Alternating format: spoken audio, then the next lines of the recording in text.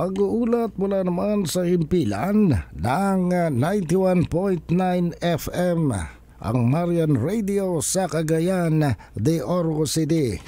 CNN Live Nation. Lorenzo Luzon, magandang araw sa iyo.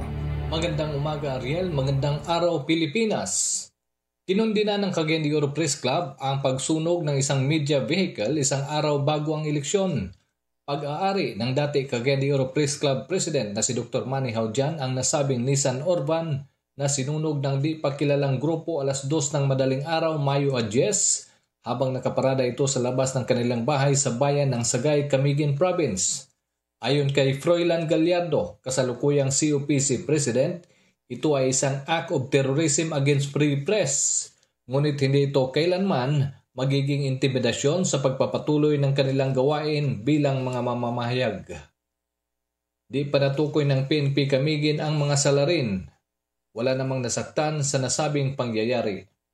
Mainit sana ang labanan ni Camiguin Lone District Congressional Candidate Paul Rodriguez at incumbent Congressman J.J. Romualdo, ngunit na-diskwalipika ng COMELEC si Rodriguez sa residency issue.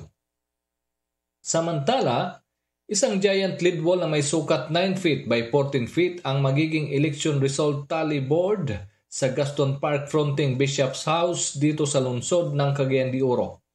Ayon kay Bobby Villaluz, lay coordinator ng PPCRB Archdiocese of Cagayan de Oro, mag-umpisang matutunghayan dito ang election results alas 5 ngayong hapon. Magmulang PPCRB Manila National Tally ang mga datos na kanilang ipapalabas sa giant lead wall.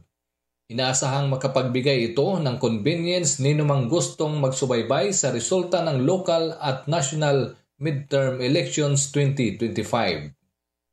Mula rito sa Marian Radio 91.9 FM CMN Cagayan de Oro. Ako si Lorenzo Luzon, nag-uulat live para sa CMN Pilipinas. CNN Live Nationwide. Maraming salamat Lorenzo Luzon mula po naman sa Marian FM CMN Cagayan de Oro City para po sa